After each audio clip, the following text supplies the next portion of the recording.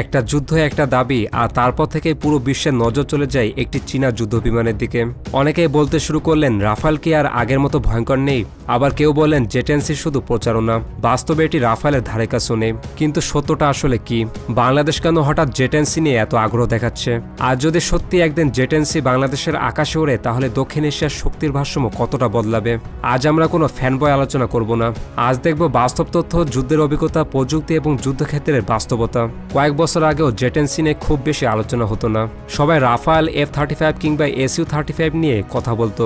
কিন্তু ভারত পাকিস্তান সংঘর্ষের পর চিত্রটা বদলে যায়। পাকিস্তান দাবি করে তাদের জেটেন্সি যুদ্ধবিমান ভারতীয় রাফেলের বিরুদ্ধে সফল হয়েছে, যদিও সেই দাবির সব অংশ স্বাধীনভাবে নিশ্চিত হয়নি। কিন্তু পুরো বিশ্বের নজর পড়ে জেটেন্সির দিকে। প্রশ্ন উঠতে শুরু করে, চীন কি সত্যি এমন একটি যুদ্ধবিমান বানিয়েছে যা রাফালের সঙ্গে পাল্লা দিতে পারে? রাফাল তৈরি করেছে ফ্রান্স। এটি বিশ্বের অন্যতম সফল 4.5 জেনারেশনের মাল্টিরোল যুদ্ধবিমান। একই বিমান দিয়ে আকাশ যুদ্ধ, স্থল হামলা এবং সমুদ্র অভিযান চালানো যায়। অন্যদিকে জেটেন্সি তৈরি করেছে চীন। এটিও আধুনিক 4.5 জেনারেশনের যুদ্ধবিমান, তবে এটি আগের জেটেনের তুলনায় অনেক উন্নত। আসল কথা হলো জেটেন্সি অনেক কম খরচে আধুনিক প্রযুক্তি দেওয়ার চেষ্টা করেছে।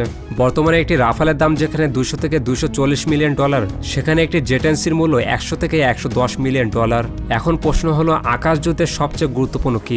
অনেকেই ভাবেন গতি, কিন্তু বাস্তবে সবচেয়ে গুরুত্বপূর্ণ হলো কে আগে কাকে দেখতে পারছে। রাফালে রয়েছে অত্যন্ত উন্নত AESA রাডার।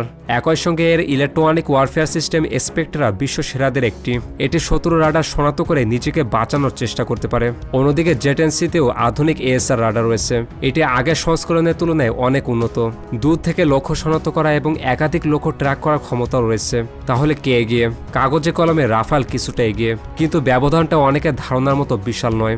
এবার আসি আসল খেলায়, কারণ আজকের আকাশযুদ্ধ অনেক সময় চোখে চোখ রেখে হয় না। রাফাল বহন করে মেটিরো মিসাইল। অনেক বিশেষজ্ঞ একে বিশ্বের অন্যতম ভয়ঙ্কর এয়ার টু এয়ার মিসাইল বলে থাকে। অন্যদিকে জেটেন্সি বহন করে PL-15। এটিও দীর্ঘপাল্লার আধুনিক মিসাইল। এমনকি সাম্প্রতিক বছরগুলোতে PL-15 নিয়ে পশ্চিমা দেশগুলো গুরুত্বের সঙ্গে আলোচনা করছে। তাহলে কোন মিসাইল ভালো? এই প্রশ্নের উত্তর এখনো পুরোপুরি নির্ধারণ হয়নি, কারণ বাস্তব যুদ্ধে শুধু মিসাইল নয়, লক্ষ্য শনাক্ত করা, তথ্য আদান প্রদান এবং পাইলটের সিদ্ধান্ত সমান গুরুত্বপূর্ণ। এখন আসে সেই প্রশ্নে যেটা নিয়ে সবচেয়ে বেশি তর্ক হয়। যদি দুই বিমান মুখোমুখি চলে আসে, তাহলে কে জিতবে? রাফালের সবচেয়ে বড় শক্তি এর অসাধারণ ম্যানুভারিং। উচ্চ গতিতেও এটি খুব দ্রুত দিক পরিবর্তন করতে পারে। এছাড়া এর ইঞ্জিনও অত্যন্ত শক্তিশালী। রাফালের সর্বোচ্চ গতি ম্যাক 1.8 এবং সর্বোচ্চ রেঞ্জ প্রায় 3700 কিলোমিটার। অন্যদিকে জেটেন্সিও কম যায় না। এর হালকা ডিজাইন এবং উন্নত ফ্লাইট কন্ট্রোল এটিকেও দ্রুত বাঁক নিতে সাহায্য করে। জেটেন্সিরও সর্বোচ্চ গতি ম্যাক 1.8 এবং রেঞ্জ প্রায় 3500 কিলোমিটার। কিন্তু বাস্তবে ডগফাইট খুব কমই হয়।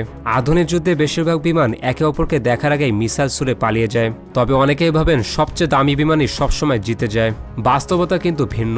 ধরুন আপনার হাতে বিশ্বের সেরা যুদ্ধ বিমান আছে, কিন্তু শত্রুকে আগে দেখতে পেলেন না। কয়েক সেকেন্ডের মধ্যে শত্রু এসে যুদ্ধ শেষ করেও চলে যাবে, কিন্তু আপনি সহজে বুঝতেও পারবেন না। তাই আধুনিক আকাশ যুদ্ধে শুধু বিমান নয়, রাডার, অ্যাওয়েক্স, ডাটা লিঙ্ক এবং পুরো টিম একসঙ্গে কাজ করে। অর্থাৎ যুদ্ধ এখন শুধু দুই বিমানের মধ্যে নয়, দুই দেশের পুরো নেটওয়ার্কের।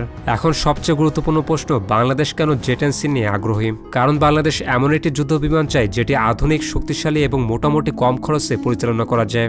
জেটেন্সি সেই দিক থেকে একটি বাস্তবসম্মত বিকল্প হিসেবে আলোচনায় এসেছে।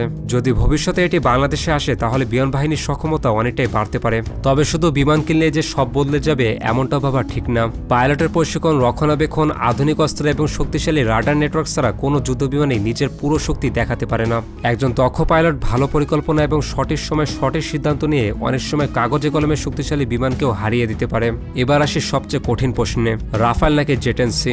যদি শুধু প্রযুক্তি, যুদ্ধের অভিজ্ঞতা এবং বহুমুখী সক্ষমতা দেখেন, তাহলে রাফাল এখনো কিছুটা এগিয়ে। কিন্তু যদি দাম, আধুনিক রাডার, PL-15 এর মতো দীর্ঘপাল্লার মিসাইল এবং ভবিষ্যৎ উন্নয়নের দিক দেখেন, তাহলে জেটেন্সি অত্যন্ত শক্তিশালী প্রতিদ্বন্দ্বী। তাহলে আপনার মতে যদি একদিন সত্যি রাফাল আর জেটেন্সি মুখোমুখি হয়, তাহলে কে জিতবে? রাফাল নাকি জেটেন্সি? আপনার যুক্তি সহ মতামত কমেন্টে লিখুন।